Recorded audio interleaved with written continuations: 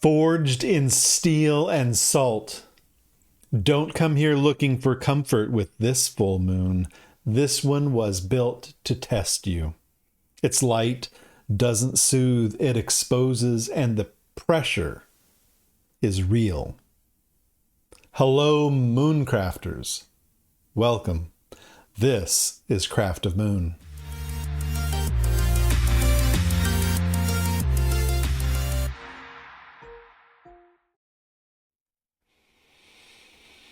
This is the edge where we are shaped. It's not abstract. It's not symbolic. It's the kind of weight you feel in your jaw when you've been holding it too tight, in your shoulders when they've been carrying something too long. This is not the moon that holds your hand. This is the moon that reminds you where you've been sleeping throughout your whole life. We're under the full moon in Capricorn, arriving on Thursday, July 10th, 2025. And there is no cushion here, no soft landing. Capricorn doesn't do comfort for comfort's sake. Capricorn does integrity, endurance, consequence. And the moon, poor tender-bellied moon, is asked to carry all that weight and still shine. You might already be feeling the building of it, the friction between responsibility and rest, the quiet ache of obligations that don't match your inner truth, the sense that something is cracking, not to break, but to reveal the scaffolding beneath your story. Because this moon doesn't ask how you feel, it asks what you've done with those feelings. If this is your first time here, welcome. My name is Ryan with Astrology by Ryan, and this is where we read the sky like a script written in the hand of Venus herself, the myth and the mirror. Not to predict your life, but to understand where you are in the spiral of it. If you've been walking this path with me for a while, thank you. You are a part of this rhythm. If this work resonates with you, if you're walking through a transition, feeling the press of change, or standing at a threshold and unsure of what's next, know that I offer one-on-one sessions to help navigate these moments with clarity, intention, and care. Whether you're seeking an astrology reading, coaching through life's challenges, integration support for plant medicine work, or private mentoring as a student of astrology, I'd be honored to walk with you. You can find all the details and book a session directly on my website. The link is in the description below. If you find this helpful, please like, subscribe, and more importantly, share this video with someone who may need it. It's a small gesture that helps this guidance reach the hearts of those looking for it. Today we are going deep, and here is how we'll journey. We'll begin by exploring the fundamental tension at the heart of this lunation, the moon in Capricorn illuminated by the sun in Cancer. Already carrying the quicksilver messages of Mercury and the surgical focus of Mars, she gathered on her climb. This is the story of the mountain and the sea, the wild, messy, human heart crashing against the hard lines of legacy, discipline, and structure. It's where longing meets limitation.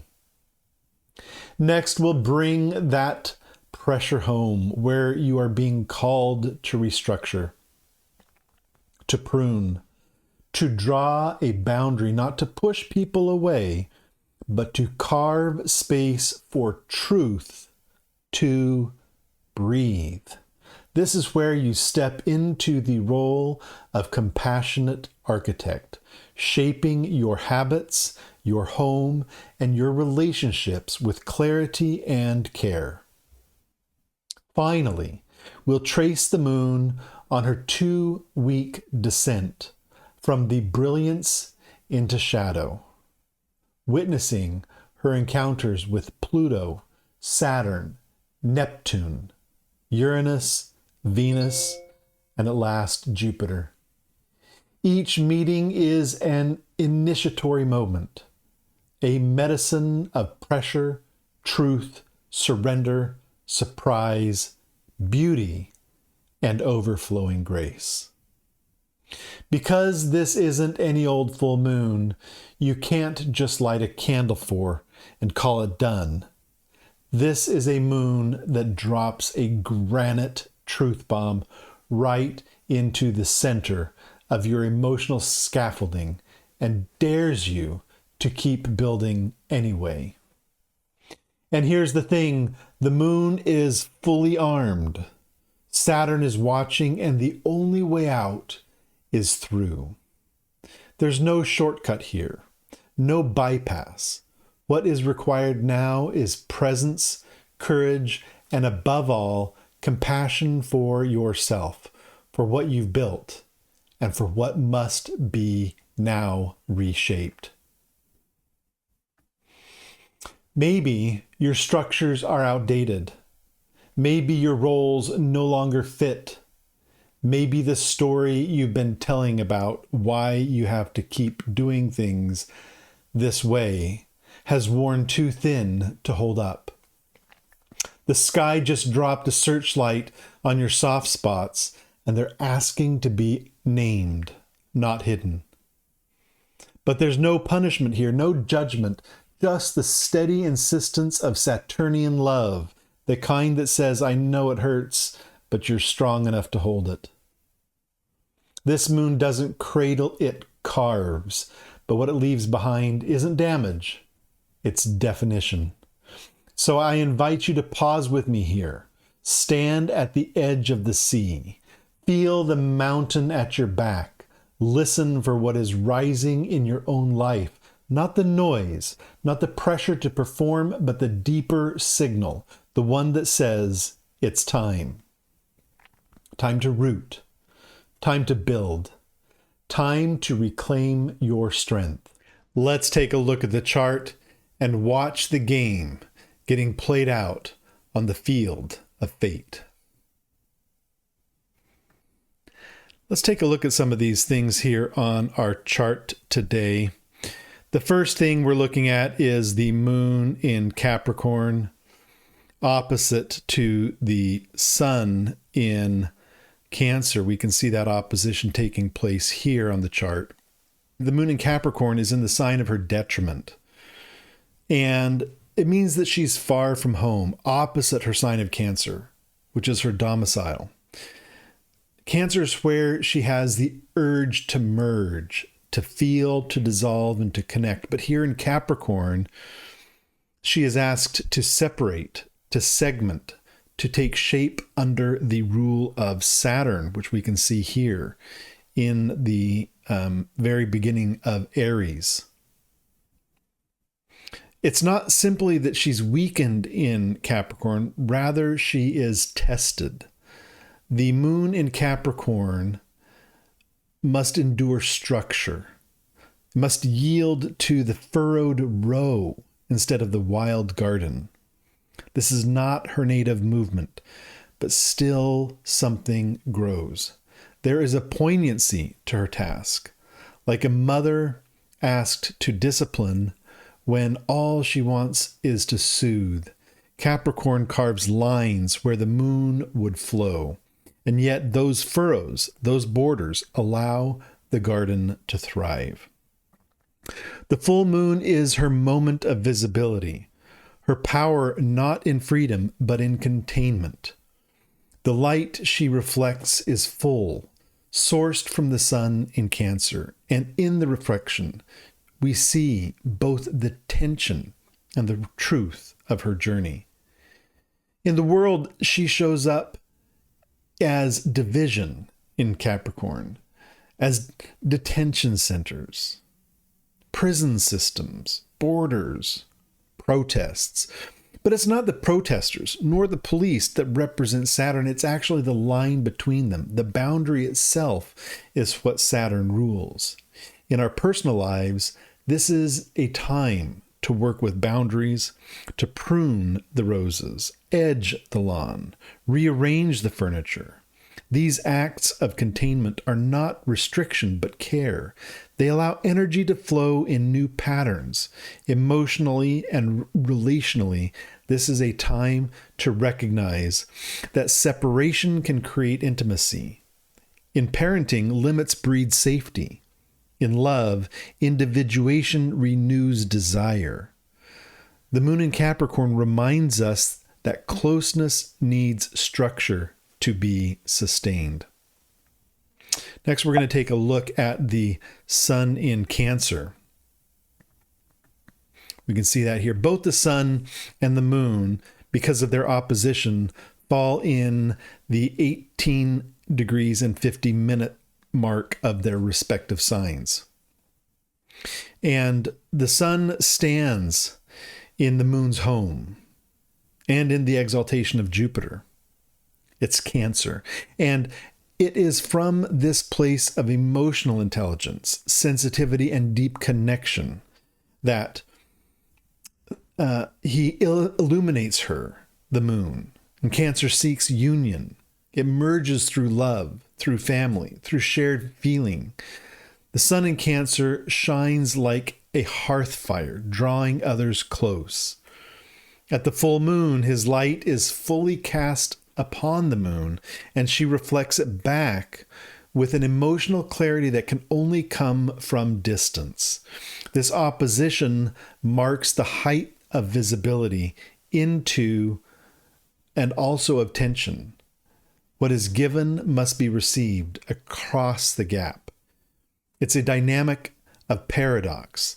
The source of the merging confronts the demand for separation. And yet through that opposition, we find the fullness of insight. Again, here's that opposition right here in the chart. We can see that. Next, we have Mercury in Leo. We can see Mercury in Leo right here at the 13th degree and 29th minute, or 13 degrees, 29 minutes. Mercury is theatrical and expressive in Leo, and brings with him the power of voice, story, and declaration. As the moon conjoined Mercury on her way to fullness, she gathered their bright ideas and dramatized messages into her emotional body. But below the nodal plane, she internalized them, not to broadcast, but to meditate on. This is the difference between speaking and knowing. Mercury in Leo wants to shine, but the moon's journey here is about gestation, of insights, of conversations, of ideas that are not yet ready to be spoken aloud. This is a time for journaling, for dreaming out loud on the page, for planning what may be born once the moon wanes. Then we are going to look at Mars in Virgo,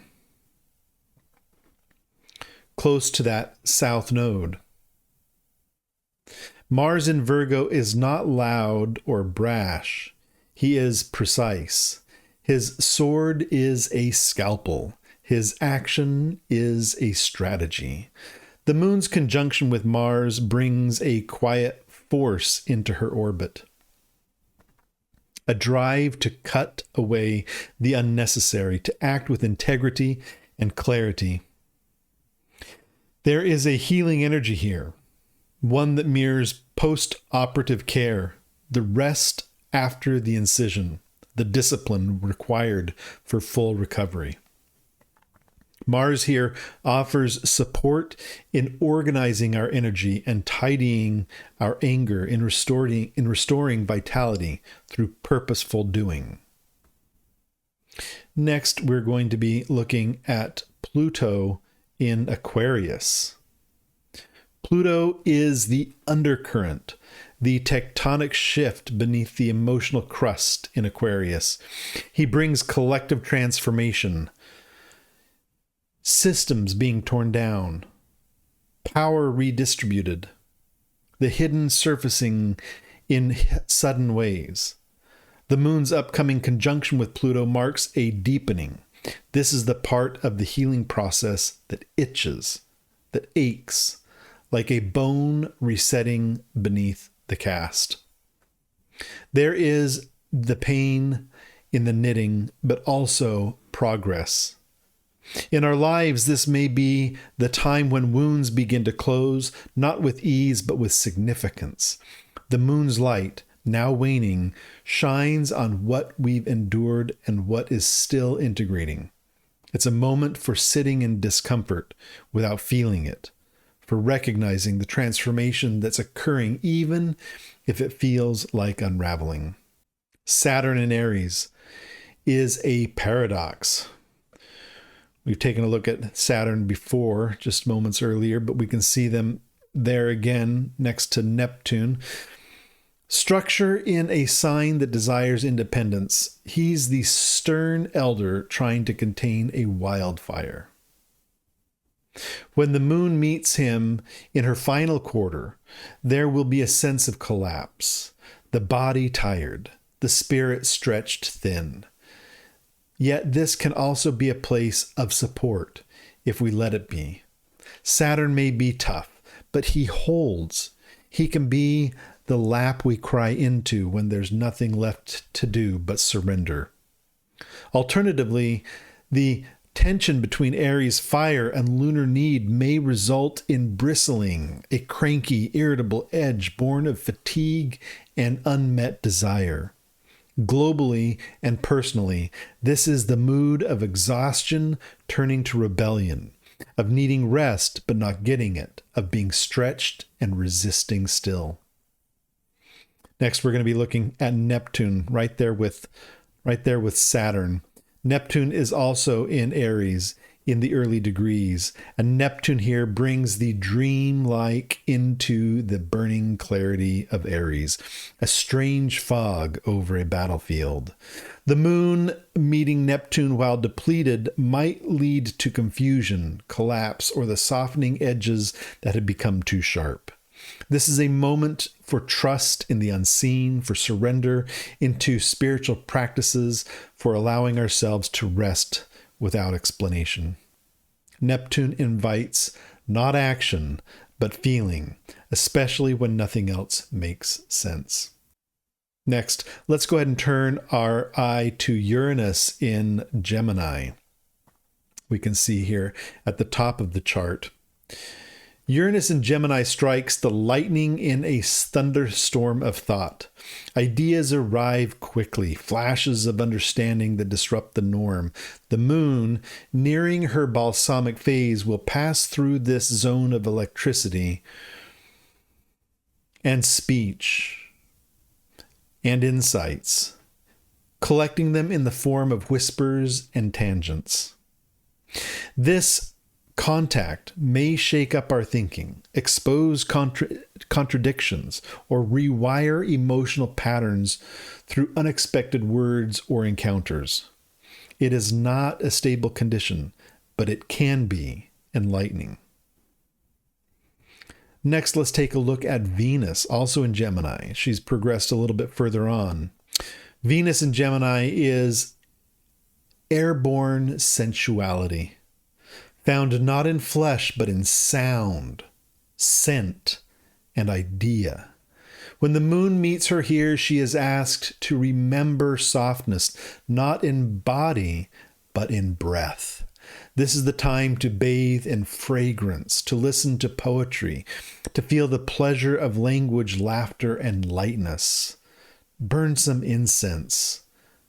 It is a restoration of the heart through ephemeral means, a pause in the heaviness, a reminder that beauty lives in the fleeting too.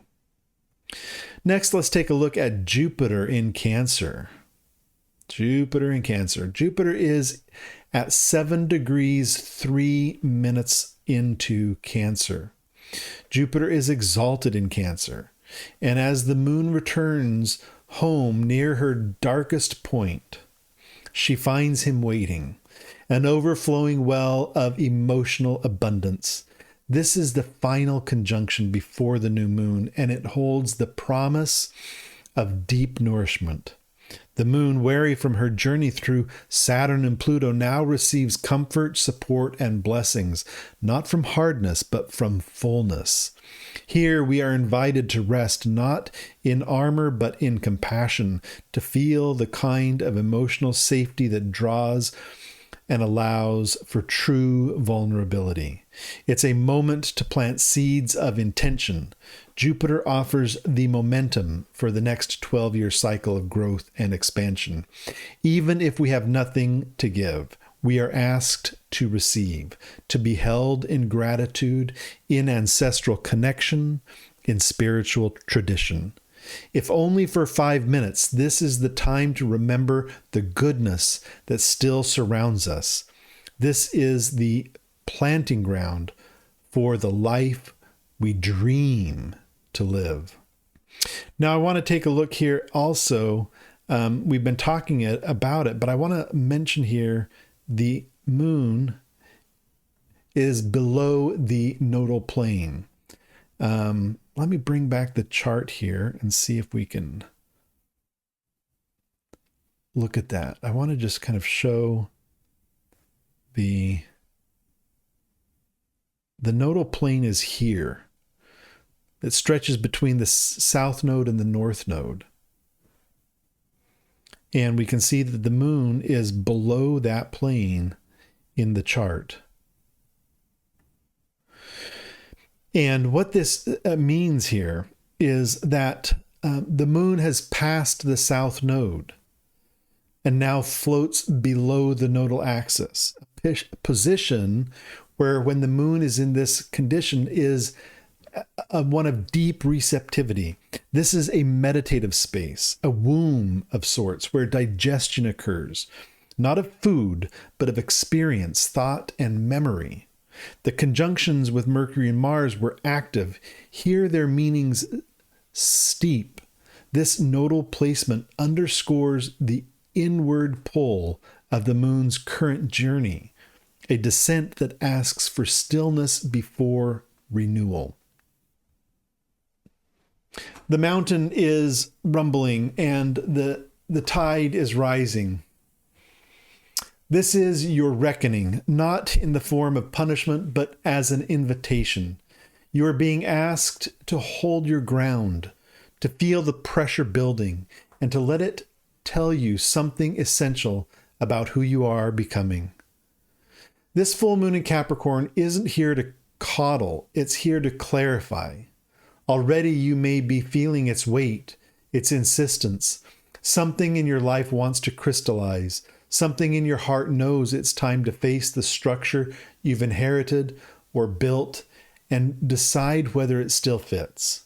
Because this isn't moonlight, it's a searchlight. It's a sweeping across the architecture of your world. You may not be standing at the summit just yet, but you're close. You're climbing and you're beginning to see what this lunation is bringing into focus. This full moon is a locked vault creaking open, and what's inside might just rewrite your legacy.